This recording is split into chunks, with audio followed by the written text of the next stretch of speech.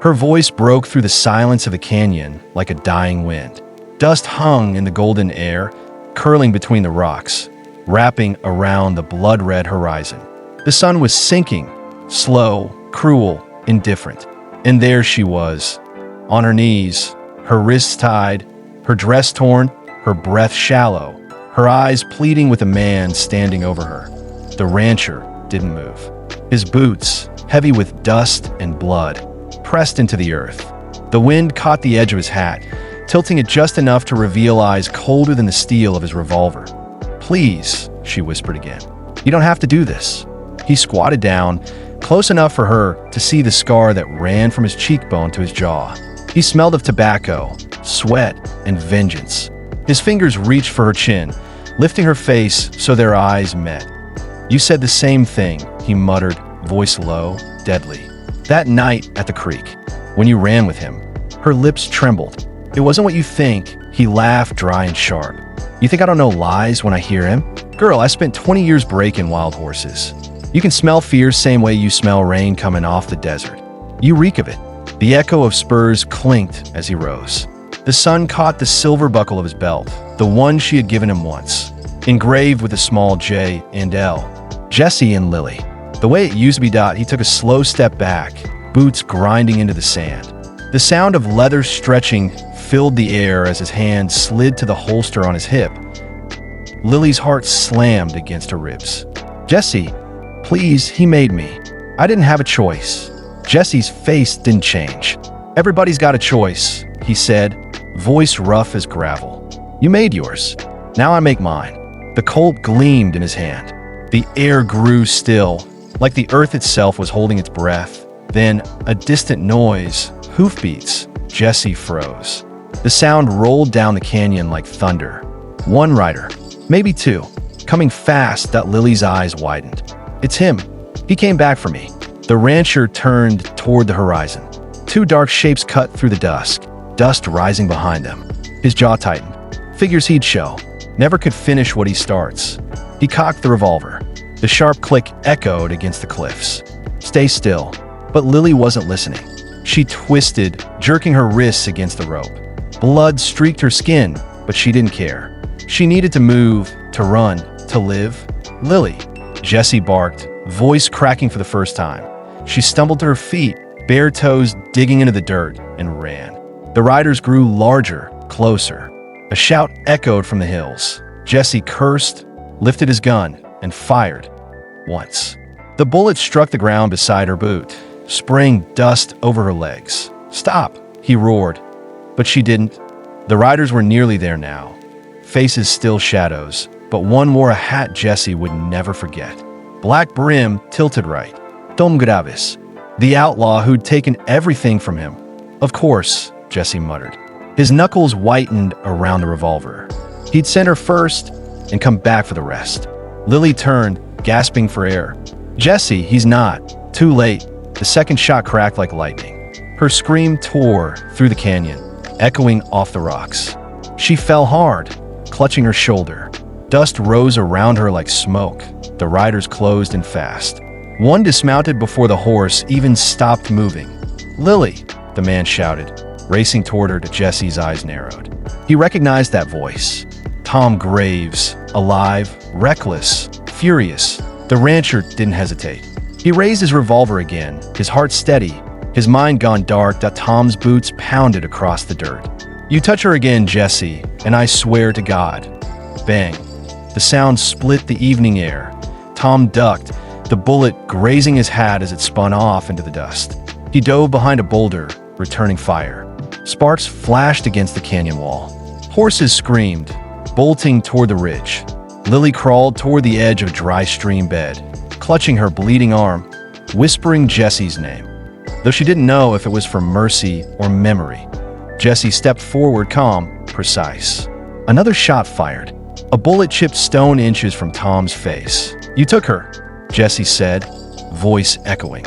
"You took my herd, my land, my life. But I'll be damned if you take her breath too." Tom shouted back. "She was never yours, Jesse. You broke her same as you broke everything else you touched." The words hit harder than a bullet. For a second, Jesse's hand faltered. His revolver dipped. A flash of something, pain, regret, passed through his eyes. Lily saw it. "Jesse, stop," she sobbed. "Please don't do this. Not again." But the past had him by the throat. Jesse holstered his gun and picked up the Winchester rifle leaning against a nearby rock. His hands worked with practiced ease, loading, cocking, aiming. The first rider, Tom's brother, tried circling from behind, but Jesse turned, fired, and dropped him clean. Lily screamed again. The echo of death rolled through the canyon like a storm. Tom rose, eyes blazing, teeth gritted. He fired twice, one bullet catching Jesse's hat, the other grazing his arm. Jesse didn't even flinch. "You're a dead man, Graves," Jesse said, stepping forward. "Maybe," Tom spat, "but I'll die saving her." The two men faced each other under the bleeding sky. The world around them fell silent. Just wind, blood, and memory. Lily tried to stand, but the pain dragged her down. "Jesse," she whispered one last time. "Please, I beg you." Her voice trembled through the dust, through the dying light, through the heart of the man who once swore he'd love her till the rivers ran dry. Jesse hesitated. Just one breath, long enough for the wind to shift, for the past to whisper something cruel and familiar. Then he struck. Without mercy, the gunfire echoed through the canyons until even the wind forgot who fired first. The silence after the shot was thick, alive. It hung in the air like smoke, rolling between the canyon walls, slow and heavy. Dust danced in the last breath of sunlight. The sky was bruised purple, the color of dying day. Tom Graves hit the dirt hard. His revolver clattered away, spinning until it rested against a jagged rock. Blood spread across his shirt, dark as tar. He tried to speak. Nothing came but a choking sound. Lily screamed. The sound cracked through the air, raw and desperate. She crawled to Tom, ignoring the pain slicing through her shoulder. "Tom, no, stay with me." Her hands pressed against his chest, but her palms filled with warmth that shouldn't have been there. Jesse stood a few feet away, rifle still smoking. His chest heaved once, then stilled. The wind tugged at his coat, but he didn't move. His face was carved in shadow. Lily looked up, eyes burning. "You killed him." Jesse didn't answer. He just stared down at the rifle, then at the man he'd hated for half his life. Tom coughed, a small red mist escaping his lips. "Go on, finish it," he rasped. "Ain't that what you do, rancher? Take what ain't yours and burn the rest." Jesse's jaw clenched. He lowered the rifle, but his eyes stayed locked on Tom. "You stole my wife."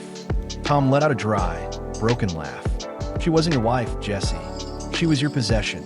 He turned his head, eyes finding Lily's.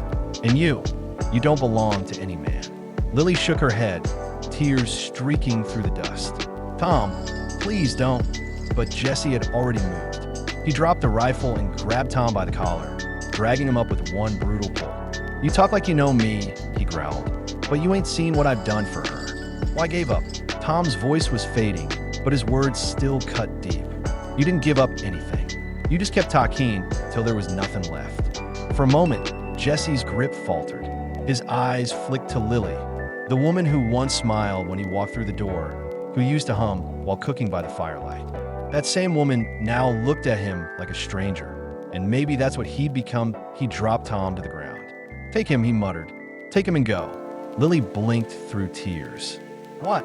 Go," he said again, voice low, cold. "Before I change my mind." Tom's breathing was ragged, shallow. "You're letting us walk?" Jesse turned his back to them, eyes on the horizon. "I said go." Lily didn't move. The wind howled through the canyon, tossing strands of her hair across her face. She wanted to believe there was still a trace of the man she once loved under that hardened skin, but the look in his eyes told her that man was gone. She lifted Tom's arm around her shoulders and helped him to his feet. Every step was agony for both of them, but she didn't stop. They moved slow, stumbling toward the fading light, leaving behind the smell of gunpowder and ghosts. Jesse watched until they disappeared behind a ridge. The world fell silent again. No horses, no voices, just the slow creak of leather and the whisper of wind across the stone that he sank to his knees. The rifle fell from his hands. His palms pressed into the earth, trembling. For a long time, he didn't move. The memories came flooding, Her laughter, the mornings in the barn, the nights under the stars. Every one of them turned to ashes. He looked at the blood on the ground. Not Tom's. Hers, his throat tightened. The same hands that had built fences, raised calves, held her waist. Those same hands had brought ruin that a distant thunder rolled again. Hooves. He tensed, but it wasn't Tom or Lily this time. It was the sheriff's men. He'd known they'd come eventually. Someone must have seen the smoke from the gunfire. Jesse stood, slow and deliberate, brushing dust from his coat. His eyes lifted toward the ridge where Lily had vanished.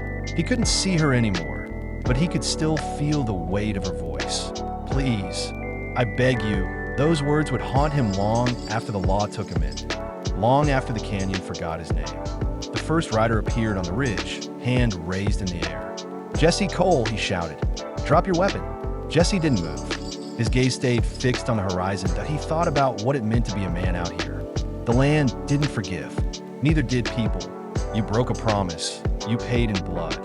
And maybe that's all this was, payment. That he reached down, picked up the rifle, and turned it in his hands, studying the worn wood, the cold barrel.